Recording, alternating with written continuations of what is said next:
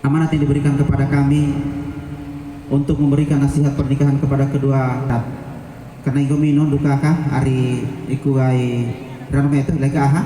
Mohon maaf. Biasanya iku minu keno yang mawa nasihat iroro ika. Pertama na mengau to meraburo ikoro keno muraruto. Ayo puno te baling giro.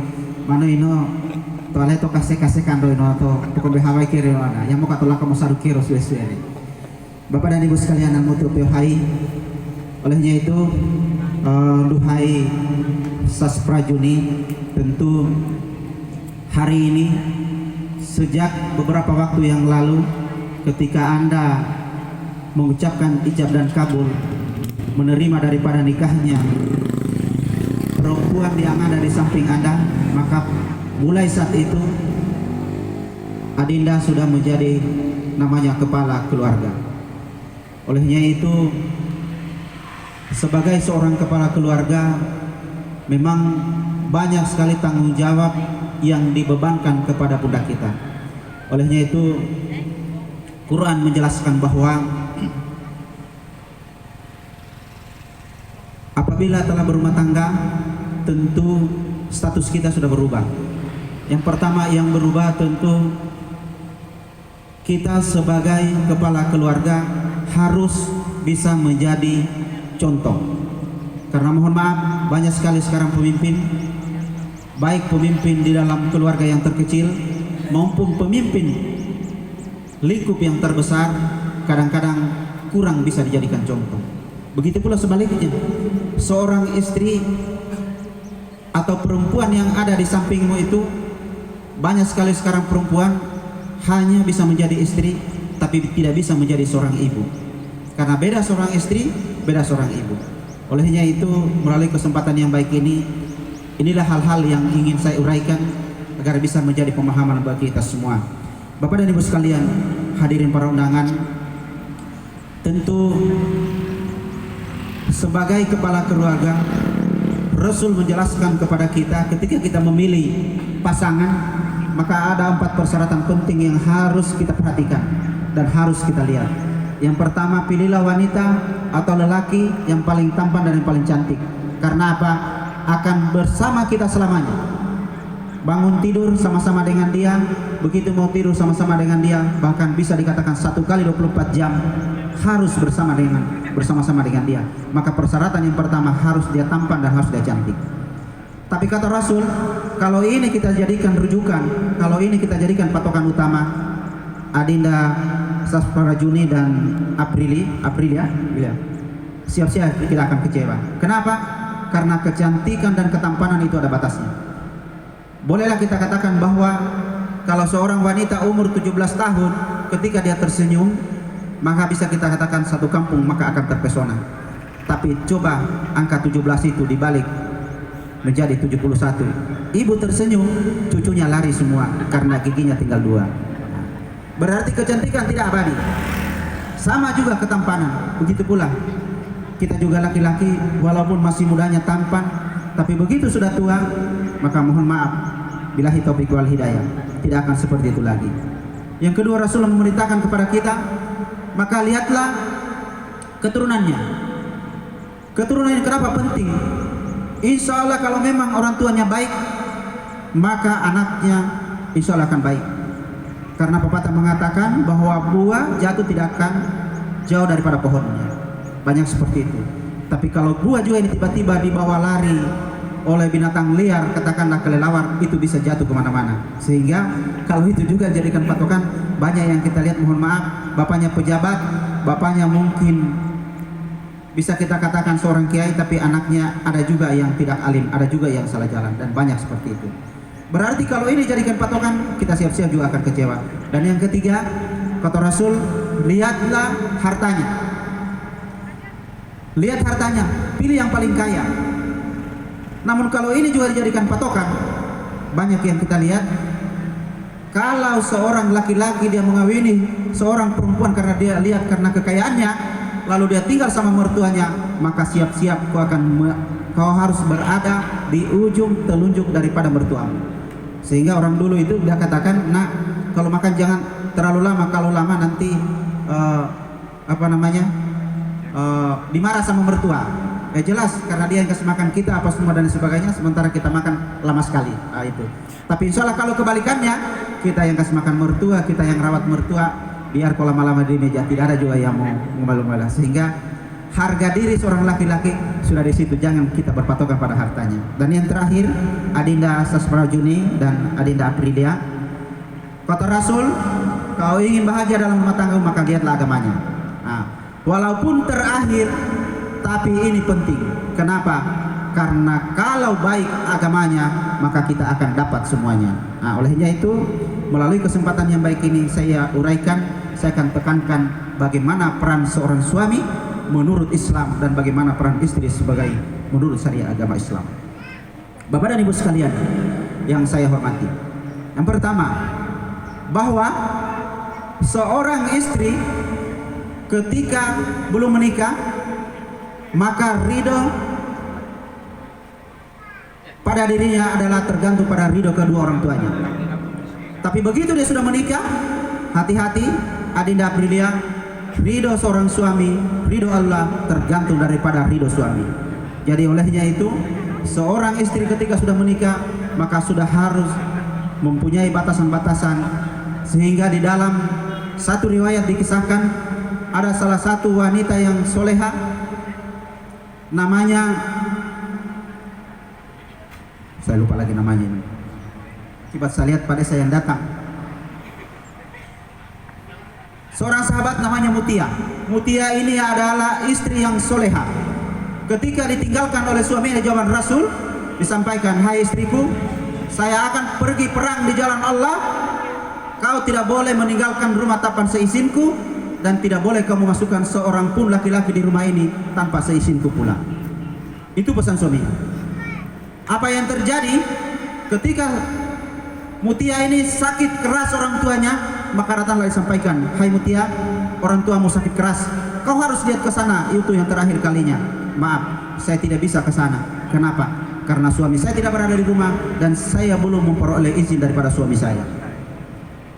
Setelah itu penyampaian kedua disampaikan kepada Mutia, hai Mutia, orang tuamu telah meninggal dan akan dikuburkan hari ini. Kalau kau terlihat hari ini, maka kau tidak akan pernah lagi melihat jasad orang tuamu. Maaf, tolong sampaikan kepada keluarga semua, saya tidak bisa hadir karena saya tidak punya izin daripada suami saya. Sehingga hal ini diketahui oleh para sahabat, disampaikan kepada Rasulullah. Ketika diadukan kepada Rasulullah, hai Rasulullah, si Mutia ini betul-betul kurang ajar. Kenapa dia? Diceritakanlah kronologisnya. Ketika dia sakit, sampai dia meninggal pun dia tidak datang untuk melihat orang tuanya. Apa alasannya? Dia tidak punya izin daripada suaminya. Apa Rasulullah marah? Tidak. Rasulullah menyampaikan, alhamdulillah, subhanallah, gara-gara ketaatan seorang istri kepada suaminya, sehingga orang tua Mutia ini, kedua orang tuanya dapat masuk surga tanpa hisab. Itu luar biasanya Bapak dan Ibu sekalian.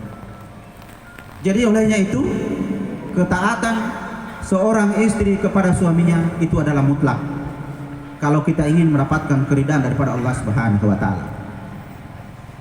Namun apa yang terjadi hari ini dengan situasi dan keadaan yang terjadi pada hari ini tidak mungkin kita samakan dengan zaman Rasul. Sekarang ini walaupun suami kemana-mana, istri mau kemana, tinggal di WA saja, sayang, saya mau pergi majelis taklim. Kau pergi nih? Sayang, saya mau pergi nih reuni. Itu perlu dipertanyakan. Jangan sembarangan kasih izin. Karena apa? Jangan sampai ada namanya tabung CLBK. Cinta lama bersemi kembali. Ini banyak yang terjadi. Sehingga kita juga para suami kalau ada seperti itu kita agak khawatir. Lebih bijak, tunggu mi sayang, nanti saya antar kita sama-sama berangkat. Itu yang lebih bijak. Bapak dan Ibu sekalian yang saya hormati, selanjutnya kepada Adinda Sasprajuni, tentu tanggung jawab Anda sebagai kepala keluarga itu lebih berat lagi. Bahwa ternyata Rasul juga menjelaskan dosa seorang istri ditanggung oleh suami, sedangkan dosa seorang suami tidak ditanggung oleh istri. Ini luar biasanya Pak istri. Jadi saya pernah bicara begini Pak, duka kan? Begitu saya turun, ada salah satu jamaah kebetulan keluarga saya, dia sampaikan, kalau begitu, kalau dosa istri ditanggung oleh suami, maka hari ini saya akan bikin dosa banyak-banyak. Kenapa? Ternyata mumpung kalau kita tidak bisa melakukan tanggung jawab seorang suami, karena kalau seorang istri ketika akan masuk surga atau masuk neraka, maka suaminya dulu akan dipanggil. Bagaimana ini istri? Olehnya itu Bapak dan Ibu sekalian, tentu maka Rasulullah menyampaikan, dari semua persyaratan mencari pasangan, maka carilah agamanya yang baik. Olehnya itu, karena hari ini kita sudah punya pasangan masing-masing, maka bekal agama itu penting. Kenapa? Karena di dalam syariat agama Islam semua sudah diatur, baik dalam cara berumah tangga, cara mencari nafkah, cara bergaul istri dan suami, suami, istri dan anak, dan lain sebagainya, itu sudah dijelaskan dalam Quran. Sehingga jangan kita keluar daripada petunjuk daripada Allah Subhanahu wa taala. Bapak dan Ibu sekalian, yang terakhir saya titipkan Adinda Aprilia, Adinda Sasra Prajuni. Hari ini kau sudah menikah, kau sudah punya suami, kau sudah punya istri. Banyak orang berumah tangga hari ini salah kaprah. Wahabiru salah kaprah, noteni tolaki salah doa. Ketika dia menikah, dia pikir dia akan bahagia selamanya. Ketika dia sudah berumah tangga, maka semua apa yang diinginkan akan dia mudah dia dapatkan. Salah. Kalau ini di pikiranmu, buang jauh-jauh nak, adik. Kenapa? Karena berumah tangga itu tidak seindah yang kita bayangkan apabila kita tidak pandai meniti air di dalam buih. Hati-hati, berumah tangga ini adalah gampang-gampang susah, susah-susah gampang. Olehnya itu saya titipkan, tidak ada rumah tangga yang tidak punya masalah. Buoki matul alala merah tanggung masalah dalam rumah tangga. Tapi yakinlah, piring gelas di dapur setiap hari berbenturan di dapur ketika dicuci, kedengaran bunyinya, tapi tidak pernah kita dengar bertengkar. Begitu pula berumah tangga, kendati pun ada pertengkaran yang kecil, tapi tidak selamanya pertengkaran itu akan membawa yang namanya perpisahan. Olehnya itu, tentu Rasul dia sampaikan, kalau kita punya masalah dalam rumah tangga, maka jangan digembar-gembor ke sini-sini, jangan diupload di medsos, jangan kita curhat kepada teman, apalagi mohon maaf yang namanya CLBK. Karena apa? Pasti dari semua yang kecurhat itu, dari 10 bahkan 100, paling ada satu yang akan memperbaiki, yang separuhnya itu adalah untuk merusak. Maka kata Rasul, ketika kita punya musalah dalam rumah tangga, satu saja diperintahkan, istainu bisabri wassalah, innallahu ma'al sabirin. Inailah masalah no, iya moto lakuin hawo, sudah kembalilah kepada Allah Subhanahu wa taala, perbaiki salatmu, gak sabar, karena innallahu ma'al sabirin, bahwa orang-orang yang sabar itu adalah selalu dan bersama-sama dengan Allah. Kita bersama saja bupati, bersama saja gubernur, kita sudah merasa bangga, apalagi bersama Sang Pencipta Allah Subhanahu wa taala. Itu adalah merupakan kenikmatan yang tidak terhitung, dan itu bisa cuma dirasakan adalah orang-orang yang mohon maaf, yang baik agamanya kepada Allah Subhanahu wa taala. Dan yaumil kiamat tidak akan ditanya, hai Adinda Sasprajuni Aprilia, apakah kau hidup di dunia itu kau jadi pejabat, kau jadi pengusaha, kau jadi anggota DPR dan lain sebagainya. Bukan itu yang ditanya, tapi yang ditanya adalah inna akramakum indallahu atqakum. Sesungguhnya orang yang mulia di sisi Allah Subhanahu wa taala dan yang paling disenangi oleh Allah Subhanahu wa taala yaumil kiamat adalah orang-orang yang baik ketakwaannya kepada Allah Subhanahu wa taala.